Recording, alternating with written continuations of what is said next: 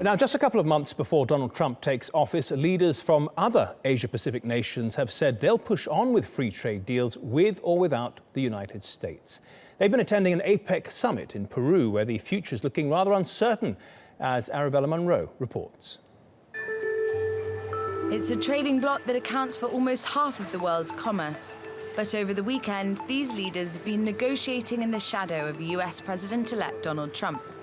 His campaign rhetoric against free trade has put a question mark over the US's central role in global commerce. Trump's presidency looks like it could derail the Trans-Pacific Partnership known as the TPP, and that's got some leaders considering alternatives. With the uncertainty in the United States and some other places over the TPP, some have suggested that we can look past the TPP as a path toward building a free trade area of the Asia-Pacific. This is nothing more than a suggestion. It has to be considered in a committee among the 21 states with the APEC Secretariat to see if there is or isn't compatibility on this matter. That's one alternative being pushed by China and would exclude the Americas, something that's worrying to US President Barack Obama. We're already hearing calls for a less ambitious trade agreement in the region with lower standards, lower protections for workers, lower protections for the environment. That kind of agreement would obviously exclude U.S. Workers and businesses and access to those markets. So for all those reasons, I believe that TPP is a plus for America's economy, America's workers, American jobs. I think not moving forward would undermine our position across the region.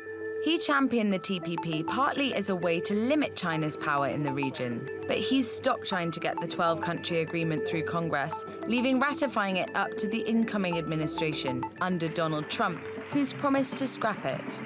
Whichever deal comes into force, Chinese President Xi Jinping is calling on APEC nations to reject protectionism. In the face of risks and challenges, all sides should uphold a spirit of partnership, sharing mutual concerns and promoting win-win cooperation, enhance coordination on macroeconomic policies, adopt innovative economic growth patterns, and build an open world economy. Away from the conference, protesters have expressed their anger, and their fears that the deal will hurt workers and local businesses echo those heard across the Pacific.